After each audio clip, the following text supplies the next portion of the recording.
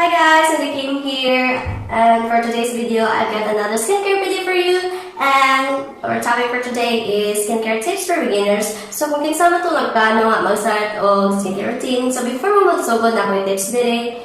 So, fighting guys. Nagbasa na sa ko guys, ako na sige suwat diri sa akong mga na-learn para hindi ko makalimot mo on track guys. So, tip number 1. Always remove kita sa atong makeup if ever going to sleep, cause kanang important din siya if na to kay ma-irritate na itong skin. So if na-do kay na ay makeup sa now, maka-plug na siya sa pores na to, so that's why na tayo mga pimples, blackheads or whiteheads ana tungkol sa acne niya. Need to review na to or ma-wash yun atong face bisag wa tayo makeup kay the dust and the pollutions and bacteria and ang oil production rates atong na is na so that's why maka-cause na siya ng mga acne. Yeah, mo na siya resulta. Then second is don't skip your sunscreen. So kasagaran is di naman may sunscreen ang ban. So kung kinsa tong ginahanon dyan mo skincare routine, so you should never forget your sunscreen. Then sunscreen helps to protect our face sa kanang mga UV rays versus sunlight. Kaya labi na init kayo karon, so di na mada, may natay aircon. So di mo na pero mada ang aircon guys. So dyan tani pang sunscreen. And third is exercise. So needs at with exercise guys kay aron daily sad kapoy atong lawas, then atong skin is glowing, then healthy siya kay makagawas og singot. And fourth is hydrate yourself. Needs na to mo inom og tubig guys kay mo maka-cleanse mo din siya sa atong lawas. So kinsa na kay ba sa respect na sa taha dili na sa tanan mo ana nga kabalo ko ana. So kung kinsa to wala na hibaw, so parang nila. So kinsa na kay ba chat at na sa ta. And fifth is avoid sugar and dairy foods and drinks. So kung hilig man dyan mo ana, i-minimize lang usa hangtod dili na kayo makauna na.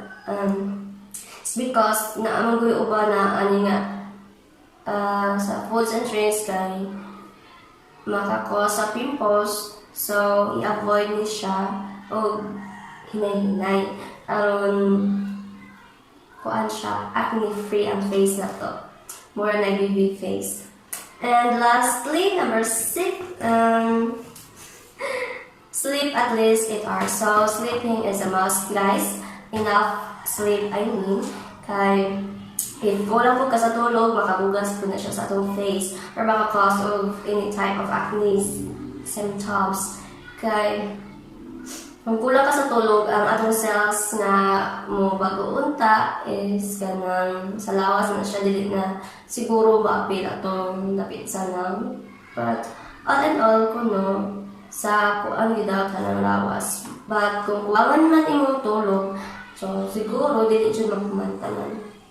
Kay dapat 8 hours man. So for to guys, and so before mo gamit og mga products is dapat makiba mo sa inyong skin type o sa inyong oily type ba, dry skin, oily skin, nalimot yung subang na skin type. Mura na akong hinunduman. Na may uban na skin is dali ma-irritate sa kanang uban is natural nga fruits or some herbs or kanang some veggies nga magamit sa kanang skincare products.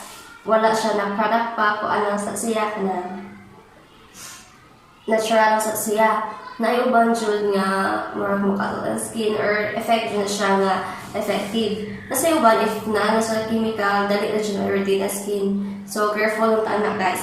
And kuan jud according to Dr. Leslie, one of the biggest skincare mistakes are using products that aren't compatible to our skin. So according to Dr. Leslie kuno is kasagaran din nga sayop na to or kanang sayop about magamit as mga skincare products is kanang dili bitaw fit sa ato ang skin type niya. Taka-taka lang tagamit. So that's one of the reasons na maka-cause of acne or any nga maka-damage siya sa skin. So careful lang tayo guys sa mga products. Kay chemicals ba na siya. And proper identify skin type is K for positive skincare outcomes. So nindot atong dagway. So baby face sa tama ala Korean guys. Sa gagawas diba baby skin pa kayo sila. And second is beauty essentials that fits on your according to your skin type is kanang same as just akong giingon ganina dapat dapat jud ato gamit as skincare products is kanang ma-fit jud sa ato na. And before mo gamit dapat basahan sa inyo if kana nga chemicals is applicable to your skin. Kaya basta may irritate or na may allergy so wala yung skin instead of kanang mapanindot ng skin or mawagtang ang mga unsalilang problems sa face. So, ang uban good is kung paderma, so kaya sila sa ilang, mo ato sila dermatologist. So, ang dermatologist mo sulti mo dyan ang sa nga skin type mo, unsa na nga kanang chemicals na pwede nimo. So, nakaibaw na gina sila katong ato. So, dapat, basahan sa nato. Mga na sila, mabasa po na sila sa mga bottles or sudlanan or sa mga products sa luyo or kasagalan sa luyo mo na isuwat ang ingredients. Ano, dapat careful dyan tayo. So, and be alert or active ba. Ganang, hindi tamtaos tong face. So, next is, don't jump directly into the 10 steps Korean skincare routine or skincare routine. So, dili ta magdiretso kung mag-10 o skincare routine kay nagay ubang product ato nga pahina to sa itong dagway is or sa face na to na dili bitaw siya compatible and mag-war na sila dito. So, naman siya uban mo anak. So, careful lang dyan so dapat magbasa dyan. And kanino ko dyan siyang skincare 10 steps skincare routine or Korean skincare routine is kanang mahalan pa kung napuon dyan mo.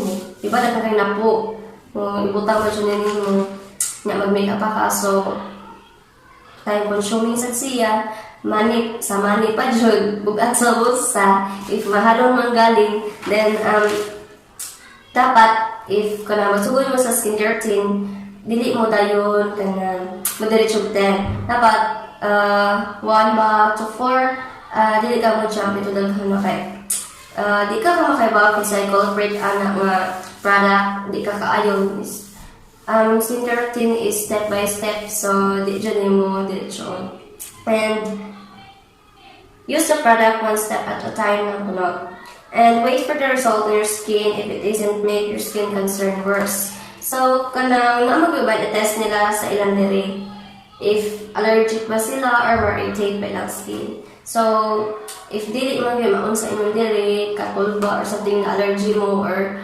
wala mo kaayon sa feeling, so, mga to siya. And